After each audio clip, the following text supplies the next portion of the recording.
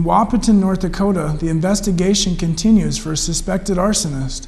Fire Chief Dale Rubish says fires in a vacant house as well as 2 dumpsters appear to have been intentionally set. Damage was minimal and no one was hurt. A race to stop major flooding of Devil's Lake is still underway, but what's new? The lake, which has risen by 32 feet since 1993, reached a record elevation this year of 1,400 feet above sea level. Crews aboard heavy trucks drive day and night carrying clay and heavy rock as they try and stay ahead of the flooding. The 18-year-old flood fight has cost more than $1 billion to raise roads, dikes, and sewer systems. Assistant District Engineer Greg Semenko says, quote, "The biggest challenge is trying to achieve maximum production while minimizing the impacts to traffic," end quote. The entertainment group, the Water Coolers, will be performing at the Ryland Fine Arts Center tomorrow night. The group presents a funny and musical aspect on work and life. Entertainment Television called them one of the hottest tickets in town.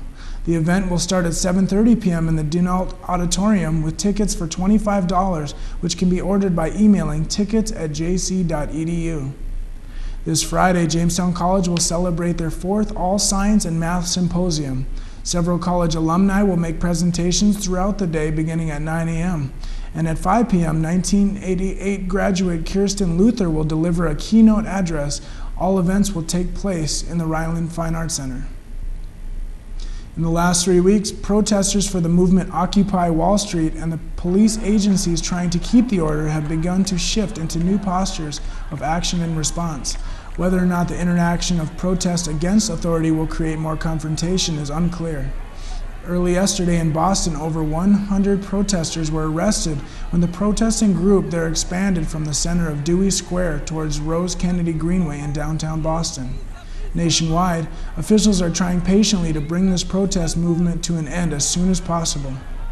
Nigerian Umar Farouk Abdul-Muttalab took a federal court by surprise after pleading guilty Wednesday on 8 charges, including conspiracy to commit terrorism and attempted use of weapon of mass destruction. During Christmas 2009, Abdul-Muttalab tried to bring down an international flight over Detroit with a bomb in his underwear in retaliation for the killing of Muslims worldwide. The bomb that would have killed 300 passengers did not go off, which led the passengers to jump on top of Abdul-Muttalab when they had seen smoke and fire. Officials say Abdul-Muttalab told FBI agents he was working for al-Qaeda and directed by Anwar al-Awlaki, a radical American-born Muslim recently killed by the U.S. in Yemen. Abdul-Muttalab's lawyer wanted to go to trial but respected his decision.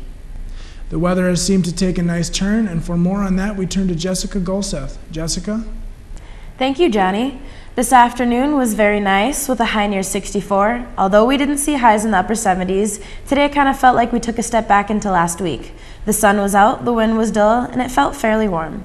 Tonight will cool down a bit to a mid-40s.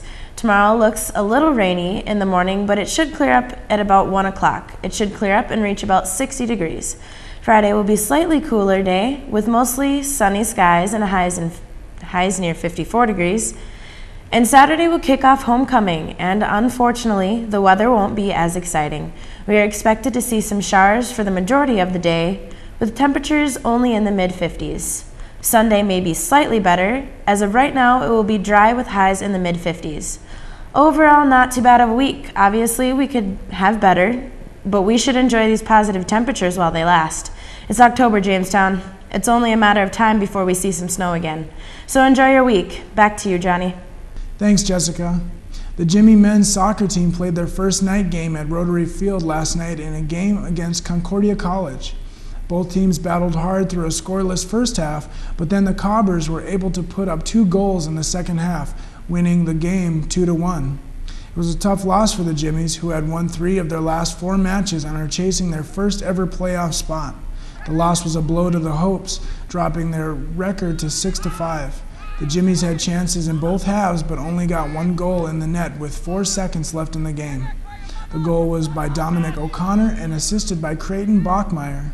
Mr. O'Connor had 6 shots and 4 of them on goal in last night's game, while Tom Cook had 5 saves for the Jimmies.